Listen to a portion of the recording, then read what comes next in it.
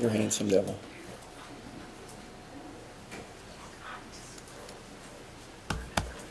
You're very photogenic, unlike your lawyer.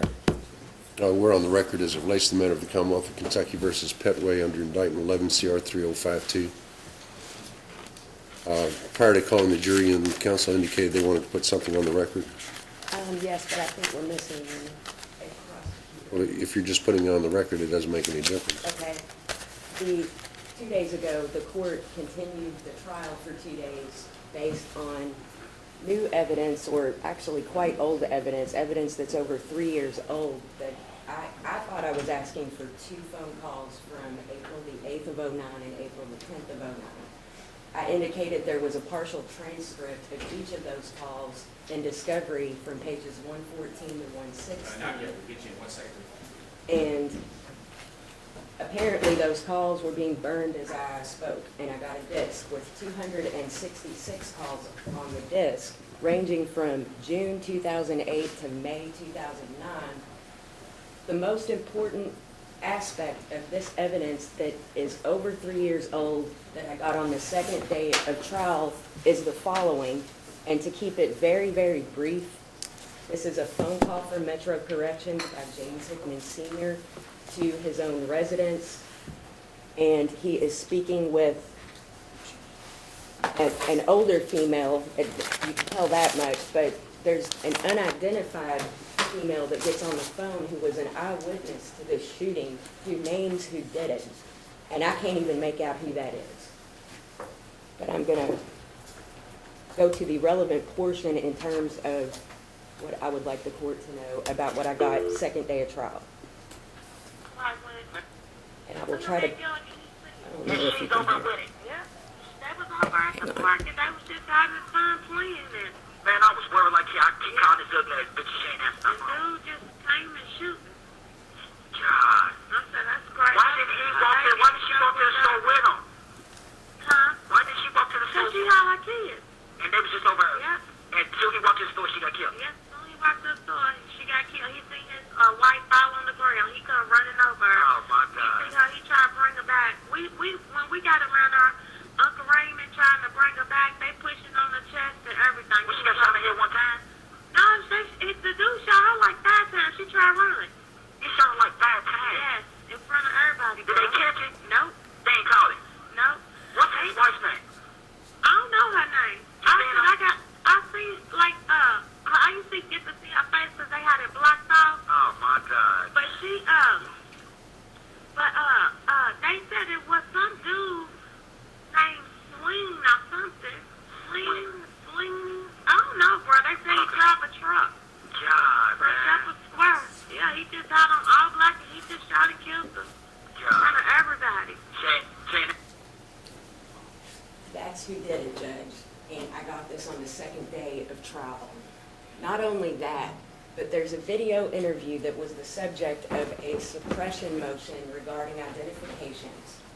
I got that video interview last week. This call, when you put it together with that interview, which can't possibly be covered by the memo that's been in discovery, it just doesn't cover the details in this 2-hour interview, tells you who did this. And my opening would have been completely different. I would have been able to say, not only did we not do it, but we know who did, and everybody else did within about 25 minutes of this time. And it is my second motion for a mistrial. Mr. Van Roscoe? Judge, I didn't listen to that phone call, but from what I heard, it appears to be complete hearsay. Someone is saying they heard someone said this, and they're saying a slang name. What about the necessity for further investigation, I suppose, with Mr. Hickman as to who this caller was? Mr. James Hickman? That's who the phone, according to what Ms. Smith told me, that's who the phone I mean, originated. Judge, what we did was when the detective got the number, I talked to him after we got the phone calls. He went way back prior to the shooting, and that must be around the time of the shooting. And we interviewed Mr. Hickman. In the investigative letters, Mr. James Hickman, I'll use James and Jimmy to try to keep them separate for the court. Jimmy's dad. I presume this is what we would refer to as Jimmy Hickman, is that right? This is who I refer to as James Senior, who was the father. James Senior, and he was okay. in jail, calling home Okay. within 3 Okay, minutes I of just the want, first okay, 911 okay. call. I just want to know He- who was talking. And so this is James Hickman Sr., who claimed that he didn't know anything about it. He does talk to his son about it later on the phone after Jimmy Hickman, Jimmy Jr., is interviewed by the police. Well, I mean, my question to you is, why, well, I know why it wasn't turned over, because you didn't know you had it. But then now that it's been turned over and they have someone else possibly being involved in it, even given the relative hearsay statements that are contained therein, why should she not get a mistrial so she can find out from James Hickman who this person is? As was making these telephone calls, or indicating somebody else had done the murder, or somebody else had done it. Again, Judge, they're talking about a name I've never heard of, and I don't think, if I can, one second. I'm not even sure we got a name. Did you I couldn't indicate? even make it out, but I'd like to try to find out. And I would also add that the video interview I keep referring to that I received last week that was the subject of the identification issue, that person names who ordered this hit, so to speak. And that person's street name is Prime, talks all about this guy. It is Ricky Kelly's co-defendant in federal court. And there's more than a basis to believe that this is all connected to something involving Shepherd Square, because that's all that Mr. Ramsey, the person interviewed, talks about is Shepherd Square. Mr. Ramsey And has no direct This person knowledge, just talks about Judge. someone from Shepherd Square. Everything Mr. Ramsey has to say, he learns from Dion Neal. From Neal, and so it's all hearsay Well- because what Mr. Neal, as far as we know, he makes some statements within a correctional facility during the time of the shooting. So he's not, we know Mr. Neal's not out there because He's not he's, alleged to have been the shooter. He's alleged to have ordered the hit. and if I may finish, Judge, okay, so he doesn't know anything directly about it as far as we know. This person's repeating what Mr. Neal said, which I don't know under what exception that's going to come in under any A conspirator circumstances. exception. And so, well, I mean, again, Judge, there's no connection shown between these people. They're not going to be able to show it unless they have access to something I've never seen. And again, and he's represented by counsel. I sincerely doubt he's in the middle of he's indicted federally with an aggravator in federal court, and to think that he's going to come in and testify in state court and not assert the Fifth Amendment privilege, I think it's just not plausible. Again, what Mr. Ramsey's telling us is complete hearsay. That's why we're not calling him. He can only tell us what Mr. I'm not interested in Mr. Ramsey. Okay, I'm interested in the motion for a mistrial right now. Okay, and Judge, the person that they're referencing to, again, this is someone who's repeating something they heard on the street. I don't know how in the world. Well, if you it's gonna think come about in. what's being repeated on the street, I mean, you have made a very good argument to this court where the defendants, either Mr. Pettway or the other defendant, have made statements to other individuals which could be classified as hearsay also. It's admissible. So, I hearsay. mean, I know, so I'm not so sure, given further investigation, that this wouldn't be admissible too, as it relates to who this other person is that's mentioned on this phone call. Well, we don't even, okay, Judge, here's the other thing. If they want to interview Mr. Hickman, they can, I guess, but I still don't know if, again, this phone number was associated with him. We know because we can hear his voice in the April phone calls that we've given. Who's talking on it in June of 2009? I don't know. I mean, just because it's a number doesn't mean that it's necessarily associated with the Hickmans themselves. That's another problem I'm having, Judge, is who. Hold on, let Mr. Van Rosten So, finish. again, if we go into just what's going on here, I don't know whose number that was back in 2009. It may be the Hickman's number. It could be somebody else's. It could be someone they gave. I mean, people frequently in jail will give people numbers and use that to communicate with people with. So, I just don't know why in the world. I mean, I understand they're saying we've heard this other name, but I don't know how in the world they're going to, you can talk to the Hickmans, to Keona, all of them. They've been available from day one. From day one. We've Yeah, but it's revealed their a names. little bit different when you have, something to refresh a witness's recollection by, and you tell me it's James Hickman, the senior, anyway? But he's not on the phone call. He's on this phone call, he's calling his house. That's what I understood her to Yeah, say. but then it's the female talking. I know. We don't know who that is. Well, maybe James Hickman would know who that is. But only if you played that back to James Hickman Yeah. would he know. I would presume anyway, and plus if he would tell you the truth. I don't know. The ironic thing, Judge, is that this motion to prohibit counsel from mentioning an alternative perpetrator was filed before I even heard this call. And there's really specific information that I don't want to expand on because I know it just gets really convoluted and different names and stuff like that. But there is a sea of information I just received that is explosively exculpatory. Explosively. You got something else you want to hear? Want me to hear? There's plenty here if the court would like to hear it. I don't know if the court received a copy of it either the other day, but. Of course I did not. You got some other examples that you want to tell me about? I don't think it'd be worthwhile to play that because, to be quite candid with you, I didn't understand a word. I understood Okay. only very few words that she said. I know the audio is not. It's not the audio, it's just the dialogue. Right, well, that's you. It's something you have to listen to several times, I would believe. Just as a whole, over the last week, beginning with October the 16th, I have received about 4 rounds of discovery, only on my request, the most important evidence on the second day of trial after I put on the record for 3 days in a row, I still don't have this, I still don't have this. It was only as I made a motion for a mistrial the other day based on stuff I already got that copies of this stuff was being burned for me. I think I'm getting 2 calls, I get 266. By the way, the June 2008 calls, Mr. Van Rossstein's right, I don't know who's on there, but all I hear is Troya and another name that Mr. Ramsey mentions that's tied in with this individual crime.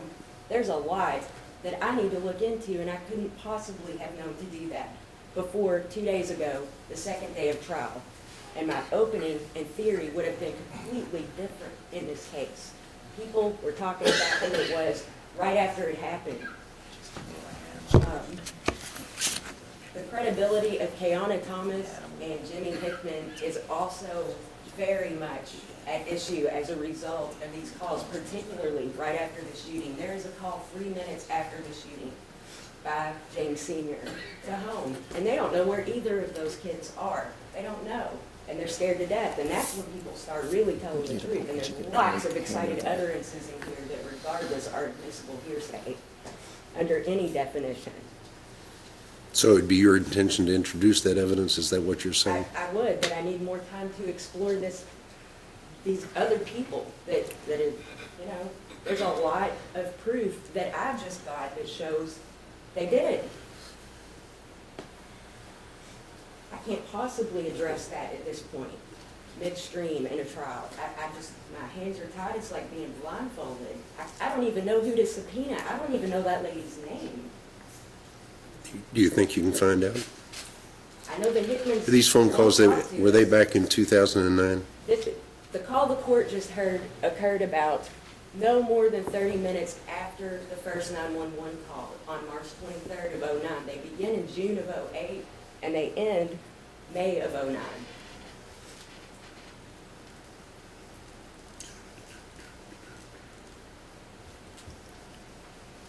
I don't know, Mr. Van Rosten, I'm a little concerned now.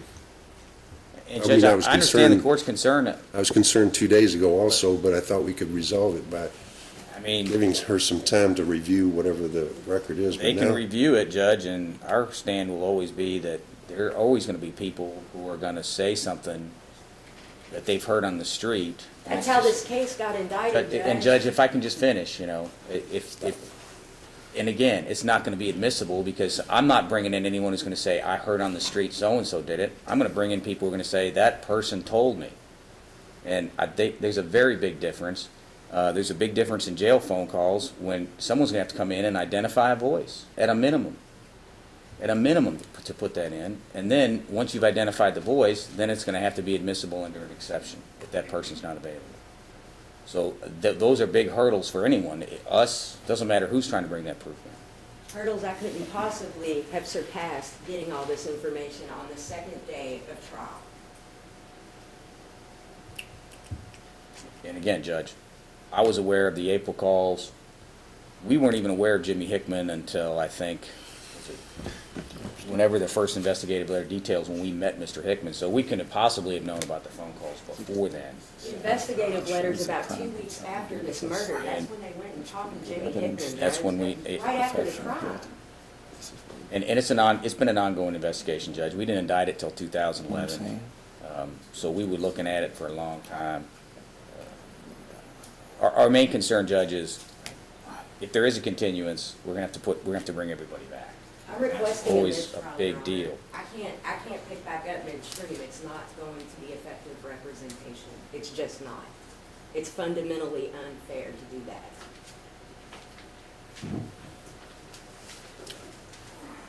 You want a while to think about it, Judge? No.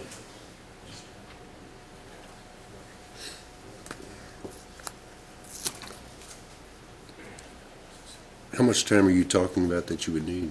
I need to start over at trial, Judge. There's no way I can possibly sift through what has to be about, I would estimate around 20 hours of calls. And I would add, I didn't come close to reviewing all this information. I just immediately saw anybody who looks at these calls is gonna see the date that this lady got killed.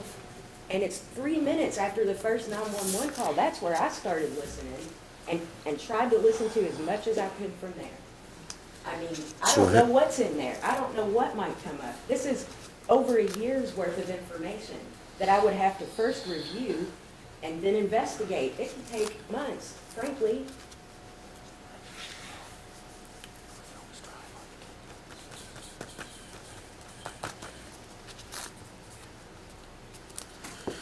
All right, I'm going to sustain your motion for a mistrial.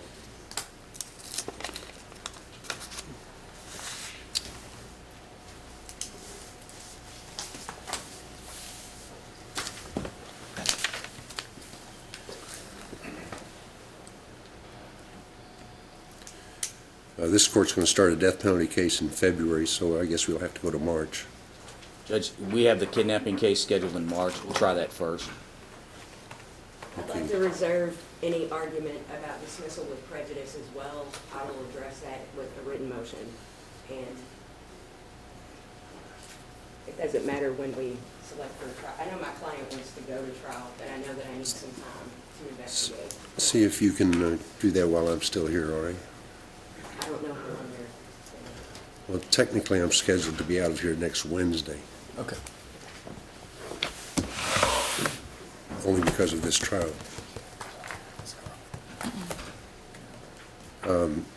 Did you indicate March was the other trial date? Yes, Judge, we have them scheduled for trial, I believe, on March 4th. Division 4. And that too is a Class A felony, Judge, so we're talking about essentially the same thing. Mr. Schaus, you looking at your calendar too? Yes, Judge. I mean, because the cases will be, even though they've been severed, they'll be piggybacked together as it relates to the date. That's correct, Judge. We also anticipate filing a motion to sever in 4, and we had actually thought until the developments of this morning that we were going to ask for a January trial date in this division for Mr. Hammond on these charges. Now that's obviously been. I don't think I would place a new judge in a position to try this case in January. Okay, yes, sir. April 9th, Yes, sir. in spring break. Anybody know? The week before. The week, That young I think it's the week before, Judge. That is not a good date for Mr. Schuler and I, or Ms. Jones-Brown, actually. We have another. April 15th, Judge, is that date. It'll probably take about Right. 10 days in Division 1. What's our March trial date? I think he said the 14th. I Is think it March that's right. 14th? That sounds right to me as well. Right. May the 7th? I'm scheduled to start a trial in front of Judge Perry on May the 15th. Well, I don't think your case is going to go to trial. I'm just keeping the cases together. Okay, yes, sir. At least that's my position, although What was the date, Judge? May the 7th. May 7th. That's great, Judge. It's not. It is after Derby. We'll have all Derby week to get ready. Do you Again. want to go ahead and assign a date for Mr. Hammond at this point? 'Cause I'd like to be able to tell my client today that we have a trial date. We've gone a week without one. He's been in jail for over a year on these charges. Not just these, Judge. Sir? Not just these charges. June would be, are you available in June? June would be perfect for us, Judge. June the 11th? Yes, sir. 1 second, Judge. I'm not sure when the Bar Association, Good on that. I'm not sure when the Bar, doesn't make any difference to you all, it might make a difference to the judge. It's going to be here, June the 11th, Judge, we can't do June 11th. okay. June the Next week is 18th. fine. The next week, the 18th would be fine. So Mr. Hammond is now scheduled for June 18. Right. Yes, sir. No, one dude's. Let me hear your motion next Wednesday then, would that be fine? That's fine. 9 o'clock?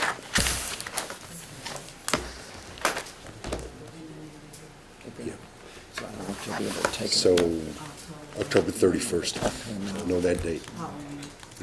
October 31st at 9 o'clock. Good about this. I don't think it's gonna get Judge, may I so reserve the right to file something about this Would've to also been be good. heard next Wednesday at 9 o'clock? Sure. Thank you. I don't know what it would be at this point, but let me spend the weekend thinking about it, and I might be able to come up with something. Don't be manufacturing the law. something to do. I try not to, And I Judge. think it had to do. And that was next Wednesday at I think it 9? had to do. Yes. Judge, I guess we need to swear the witnesses that are here back for that day. To prove that we can do that. Yeah. Investigation. Let me go ahead and take care of the jury first, I guess. Thank you, Rules of Judge. evidence. We'll bring the jury in, Sheriff. You all will stay for, To get ready, they got me working. Follow me?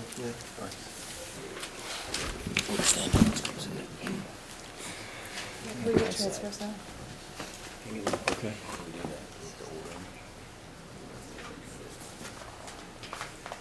Look at him, Tom. All rise.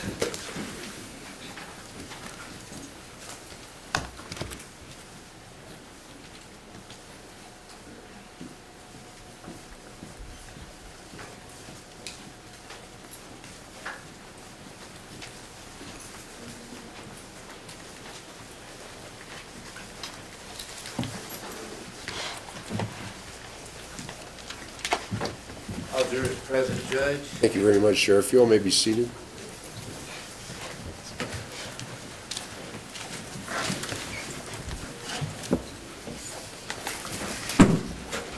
How are you all doing? Good? Good. Thanks for being very patient with us, and of course, I did tell you all not to discuss this case with any person or allow anyone to talk to you about this case. I presume that admonition has been kept.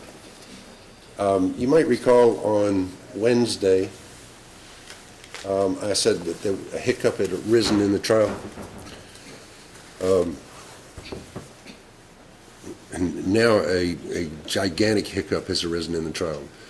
What I did was I allowed some evidence that in the nature of telephone calls was turned over to the defense on Wednesday through what I consider no fault of the prosecutor, but certainly an oversight by the Commonwealth in this case.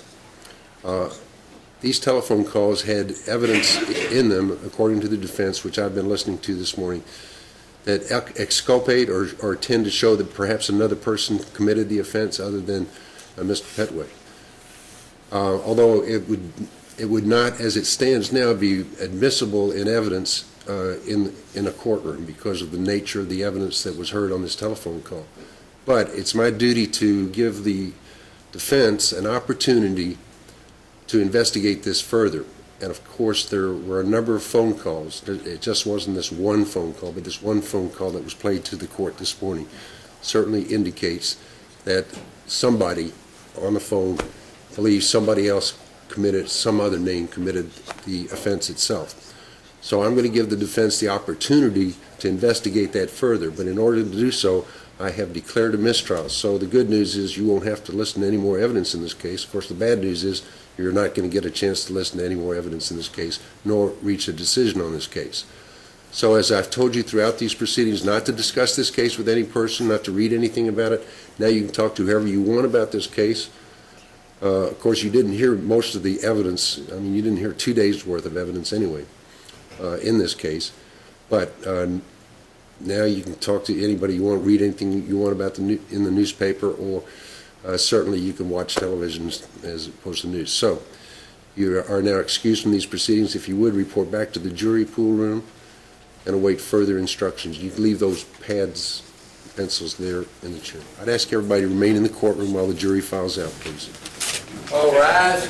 You can take your notes if you want, or you can leave them. My sheriff destroys them without looking at them.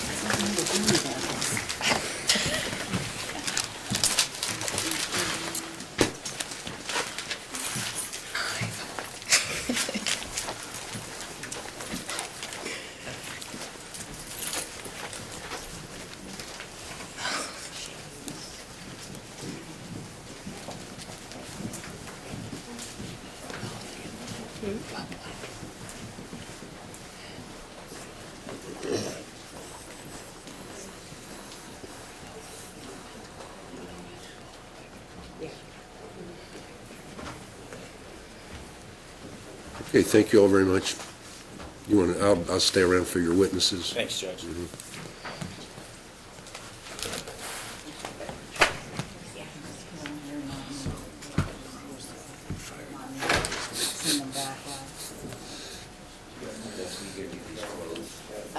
Yeah.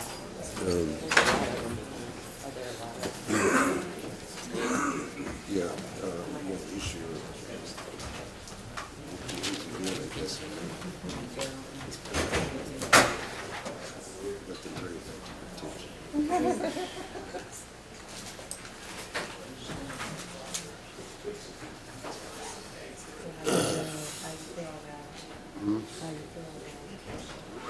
I'll listen back there.